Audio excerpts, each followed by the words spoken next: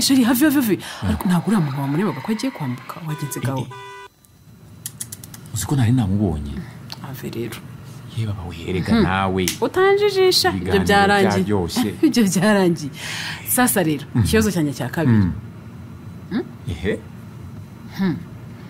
abagore ba Aburahamu karabaye ni bande abana babyaranye bitwa bande mvaye urabipinze bakoze abarimu baragwira ariko uziko icyo kibazo bakimbaje muri Sunday school nakimenye nyiri muri Sunday school sawa rero abataraciyeyo ngo twimenye Sunday school ntayo nse hanyuma cyakora nize gatigisima Aburahamu yarafitanye amasezerano n'Imana ko azabyara umwana w'umuhungu bategereza we n'umugore mbese ukutumeze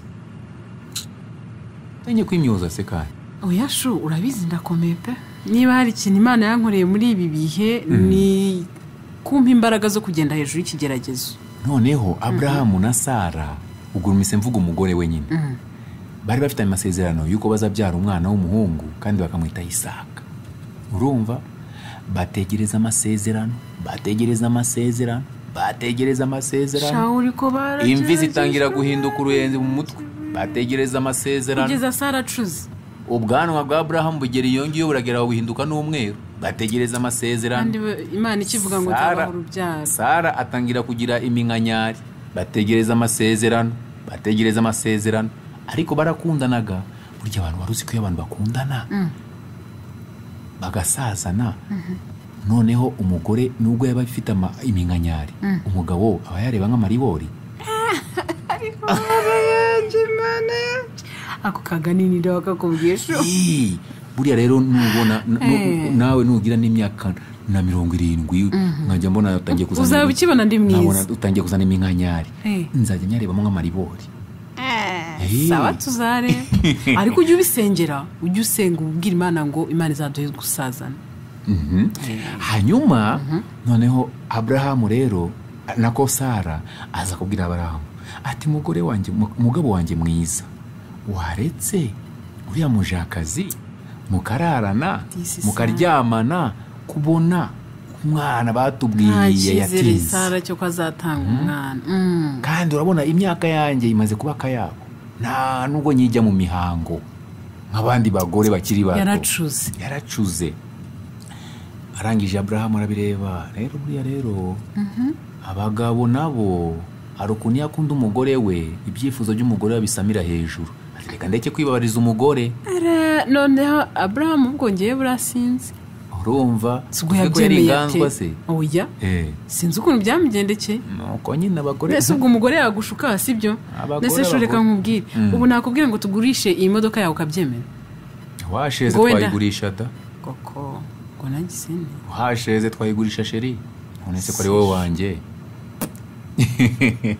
noneho rero arangije rero aryamana n'umujakazi amutera inda nyine uwo baryamanye n'indi yitwa Hagayi sinzinze umwana babyaranye yitwa Ishmaeli umwana babyaranye na Sara yitwa nde cyangwa Sara ntabwo ngize abyara Sara yaje kubyara nyuma y'amasezerano yaje gusohora Sara yarabyaye abyara Isaka yabyaye kandi yari yaracuze urabizi neza ibyo bintu warabisomye Sara yarabyaye cyangwa ntabwo yabyaye ngayibaze noneho natwe tukagira ubwoba kandi Sara yarabyaye mu myaka zo mu zabukuru myaka ya 30 koko sheri ukagira ubwoba Imana izabikora imyaka sinzinze nubwo nkubwira ngo nubwo yaba myinshi niyaba myinshi nk'iya Sara na Aburahamu nese natwenda kuzadusubiza twarageze icyo gihe oya twe ntabwo tuzagira icyo gihe nakuvuga se babando nabakubwiye cyagiye ubushize ibyo tunabyihorere nizeye ko Imana izabikora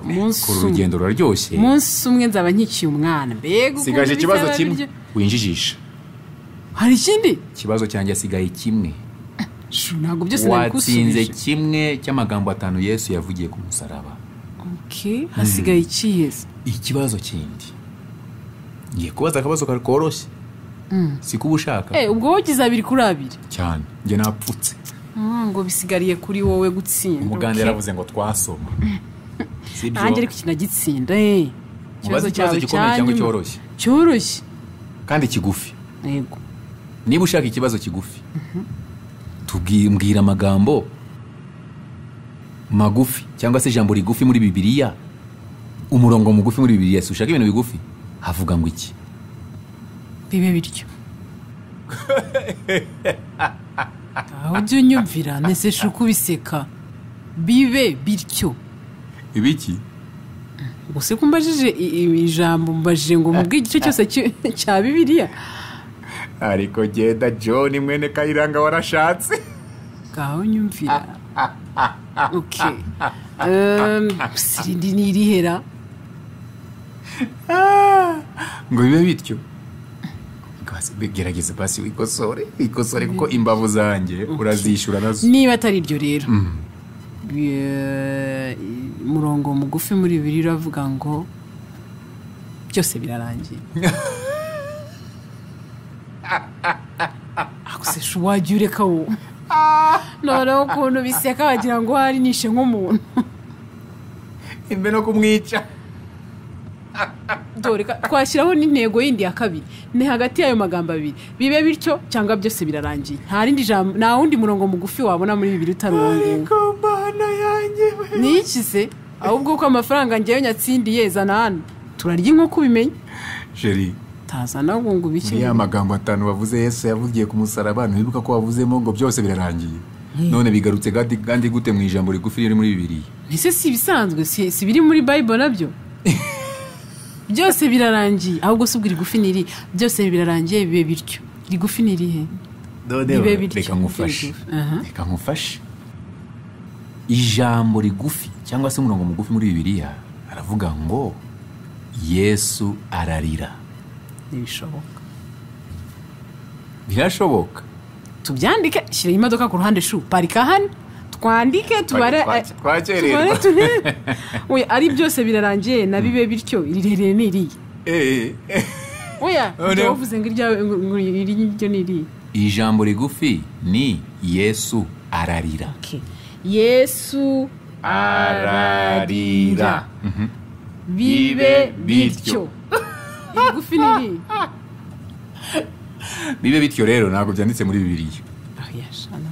Ntabwo ugiye umurongo mugufi. Ariko ijambo Yesu ararira riri muri Bibiliya kandi niryo jambo rigufi. Bibe bityo se ntabwo ririmo?